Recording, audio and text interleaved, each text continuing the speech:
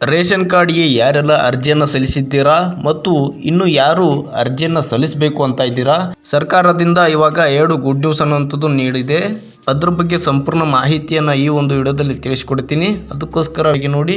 ಅದಕ್ಕಿಂತ ಮುಂಚಿತವಾಗಿ ಯಾರಾದರೂ ಹೊಸದಾಗಿ ನಮ್ಮ ಯೂಟ್ಯೂಬ್ ಚಾನಲ್ಗೆ ಭೇಟಿಯಾಗಿದ್ದರೆ ದಯವಿಟ್ಟು ಒಂದು ಸಬ್ಸ್ಕ್ರೈಬ್ ಮಾಡಿಕೊಂಡು ಪಕ್ಕದಲ್ಲಿ ಕಾಣುವಂತಹ ನೋಟಿಫಿಕೇಶನ್ ಬೆಲ್ ಬಟನ್ ಕೂಡ ಆನ್ ಮಾಡ್ಕೊಳ್ಳಿ. ಅದೇ ರೀತಿ ಫೇಸ್ಬುಕ್ ಪೇಜಲ್ಲಿ ನೋಡ್ತಾ ಇರೋರು ದಯವಿಟ್ಟು ಈ ಪೇಜನ್ನು ಫಾಲೋ ಮಾಡಿ. ಹೌದು ಫ್ರೆಂಡ್ಸ್, ರೇಷನ್ ಕಾರ್ಡ್ ಮೇಲೆ ಇವಾಗ ಸರ್ಕಾರ ಅನ್ನುವಂಥದ್ದು ಗುಡ್ ನ್ಯೂಸನ್ನು ನೀಡಿದೆ.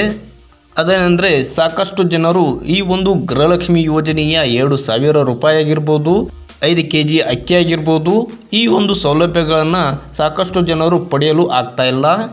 ಸಾಕಷ್ಟು ಜನರ ರೇಷನ್ ಕಾರ್ಡ್ನಲ್ಲಿ ಹೆಸರು ಮಿಸ್ಟೇಕ್ನಿಂದ ಸಾಕಷ್ಟು ಜನರು ಈ ಒಂದು ಸೌಲಭ್ಯಗಳನ್ನು ಪಡೆಯಲಾಗ್ತಾ ಇಲ್ಲ. ಇನ್ನು ಕೆಲವರಿಗೆ APL ಆಗಿರ್ಬೋದು ಅಥವಾ BPL ಕಾರ್ಡನ್ನೇ ಮಾಡಿಸಿಲ್ಲ.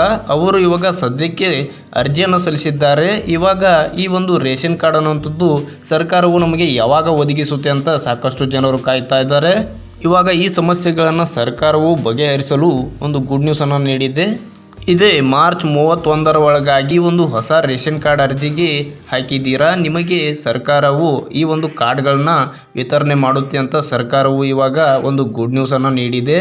ಇನ್ನು ಅದೇ ರೀತಿ 2ನೇ ಗುಡ್ ನ್ಯೂಸ್ ಬಂದುಬಿಟ್ಟು, ಇನ್ನು ಈ ಒಂದು ಹೊಸ ರೇಷನ್ ಕಾರ್ಡ್ ಅರ್ಜಿಯನ್ನು ಯಾರು ಸಲ್ಲಿಸಿಲ್ಲ ನಿಮಗೂ ಕೂಡ ಇವಾಗ ಸರ್ಕಾರವು ಒಂದು ಡೇಟನ್ನು ಫಿಕ್ಸ್ ಮಾಡಿದೆ.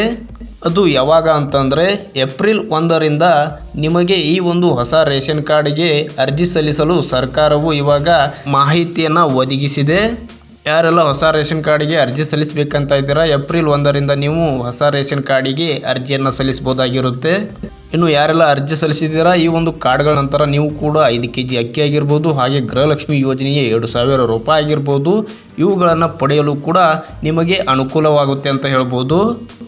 ಈ ರೀತಿಯಾಗಿ ಇವಾಗ ರೇಷನ್ ಕಾರ್ಡಿಗೆ ಯಾರೆಲ್ಲ ಕಾಯ್ತಾ ಇದ್ದೀರಾ, ಸರ್ಕಾರವು ಈ ರೀತಿಯಾಗಿ ಒಂದು ಮಾಹಿತಿಯನ್ನು ಒದಗಿಸಿದೆ ಅಂತ ಹೇಳ್ಬೋದು. ಇದು ಸದ್ಯಕ್ಕೆ ಸರ್ಕಾರದಿಂದ ಬಂದಿರುವಂತಹ ಒಂದು ಅಪ್ಡೇಟ್ ಆಗಿತ್ತು.